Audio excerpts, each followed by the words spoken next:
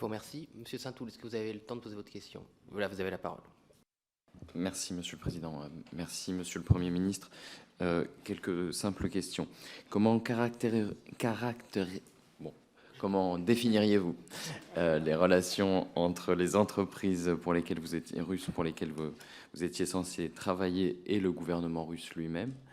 Vous avez précisé que Zaoubiev n'opère pas en France et que de ce point de vue, ça ne vous plaçait pas dans une situation de conflit d'intérêts. Est-ce que, d'une façon un peu triviale, vous pourriez nous préciser dans ces cas-là ce que vous pouviez apporter à Zaoubiev? Je ne fais pas injure à vos compétences et même à votre capacité à comprendre le monde, mais si leurs activités sont plutôt en Asie, voilà, on peut se demander quelle est la plus-value, et est-ce que vous pourriez préciser un peu les étapes du processus de recrutement, parce que l'évocation que vous en avez faite est très affinitaire, j'ai envie de dire. Vous avez rencontré le PDG et puis les choses se sont faites. Est-ce que vous pourriez rentrer un peu plus dans le détail, s'il vous plaît?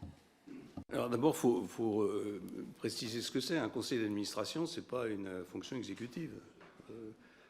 Et toutes les entreprises du monde ont des conseils d'administration dans lesquels il y a des administrateurs qui siègent, en général 3 fois, 4 fois, 5 fois dans l'année. Ils apportent leur regard, leur jugement. Ils sont membres des comités d'audit, censeurs. Ce n'est pas des fonctions exécutives. Donc c'est des fonctions de contrôle. Où, au fond, chacun, à partir du moment où il a une certaine compétence et une certaine connaissance du fonctionnement des affaires, peut apporter sa plus-value.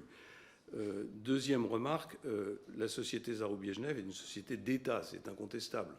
Et donc le processus a été une sollicitation du directeur de cette entreprise, une discussion autour de la mission, comment dirais-je, des contraintes, du rythme de réunion, etc. Et ensuite, une nomination par décret, puisque en Russie, c'est comme ça que ça fonctionne. Qu'est-ce que je pouvais apporter à Zaoubiev? Un regard sur la situation internationale. On a évoqué tout à l'heure l'Asie.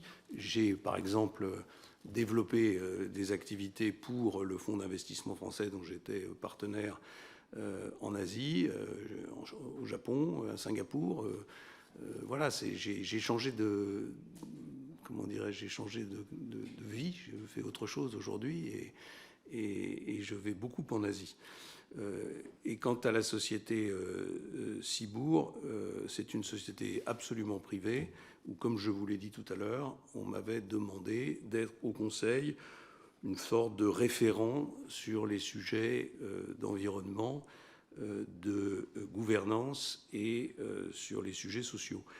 Je vous ai dit tout à l'heure que je ne pouvais pas vous en dire beaucoup plus, puisqu'en fait, je n'ai jamais siégé réellement dans ces entreprises. Et d'ailleurs, je précise un point, c'est que je n'ai jamais touché un centime d'argent venu de Russie dans toute ma vie politique et privée. Jamais. Alors vous allez me dire, si j'avais continué à être membre de ces 2 conseils d'administration, j'aurais naturellement été rémunéré comme tous les membres de conseils d'administration, mais comme... j'ai démissionné dans les conditions que vous savez, ça n'a pas été le cas.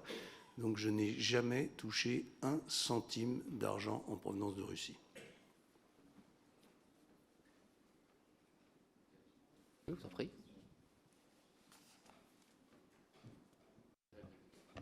Merci de vos réponses.